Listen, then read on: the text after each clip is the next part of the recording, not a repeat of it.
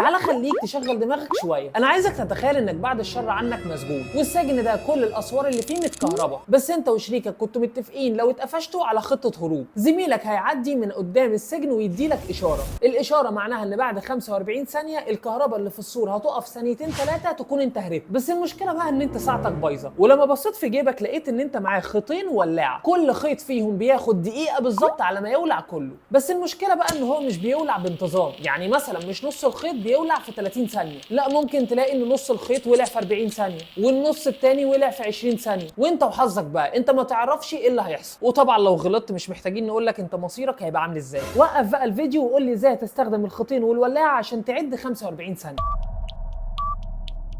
الفكره ببساطه ان انت عارف ان الخيط كله هيولع في دقيقه، يعني انت لو ولعته من ناحيه هياخد 30 ثانيه عشان يوصل لنقطه، ولو ولعته من الناحيه الثانيه هياخد برضه 30 ثانيه عشان يوصل لنفس النقطه. وده معناه ان انت لو ولعت في الطرفين في نفس اللحظه فالخيط كله هيتحرق بعد 30 ثانيه. وبكده انت عرفت 30 ثانيه من الخيط الاول. طب ال 15 ثانيه التانيين هعرفهم منين؟ بالظبط كده، هنستخدم الخيط الثاني بنفس الفكره. انا هولع في طرف من الخيط الثاني مع الخيط الاول، واول لما الخيط الاول يولع كله كده انا عرفت ان عدى 30 ثانيه، والخيط التاني لسه فيه 30 ثانيه. هولع بقى في الطرف التاني بتاع الخيط التاني علشان اجيب نص ال 30 اللي هم ال 15، واول لما الاثنين يتحرقوا يبقى كده عدى ال 45 ثانيه واقدر اهرب على طول.